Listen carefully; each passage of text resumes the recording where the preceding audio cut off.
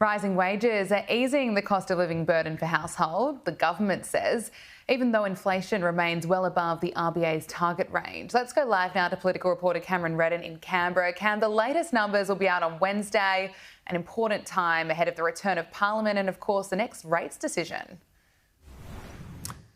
Yeah, that's right. The first Tuesday of August, Gabriella, is when the Reserve Bank will make the next rates decision. We've had 12 in the past 14 months. The expectation from many economists was that with the labour market tight, unemployment at 3.5%, the question is where are these jobs essentially not being lost? The expectation was that with so many rate hikes, unemployment would go up, but that simply hasn't happened. So the question now of what happens to inflation is a really tricky one. We know the trend we can show you here has been that inflation has been cooling from those heights we saw at the peak of summer, down to 5.6% for the month of May year on year. But these figures coming on Wednesday will show you the entire second quarter. The economists I've been speaking to today tell me that a figure of around 6% or lower is where the Reserve Bank would sort of need it to be to consider not raising rates on the first Tuesday of August, which of course falls in the first sitting week back from the winter break in just over a week's time.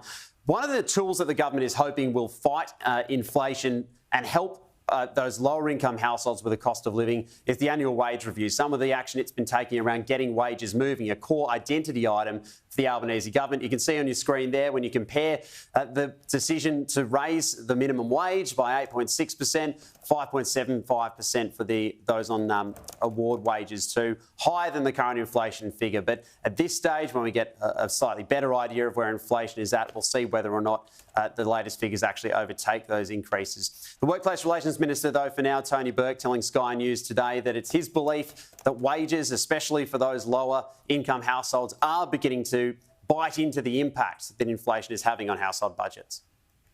We're getting through the process now of wages, of people being able to make ends meet, particularly at the lower end of the income scale. That doesn't happen without a government arguing for it. We said that these changes would get wages moving, and it's happening.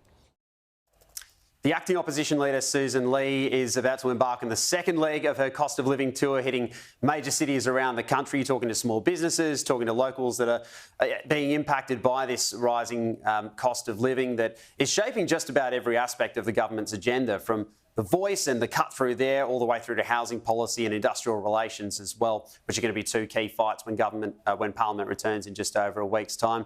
She's not letting the fight go away lightly. I see small businesses, households, manufacturers and a whole range of different communities under stress. They're not getting a proper plan on inflation. They're not getting recognition for the effect that higher power prices are having on their households and on their businesses. Our small businesses are crying out for support.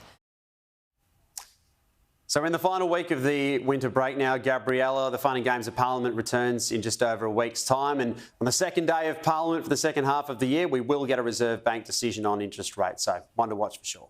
Absolutely. Cameron Redden, thank you so much.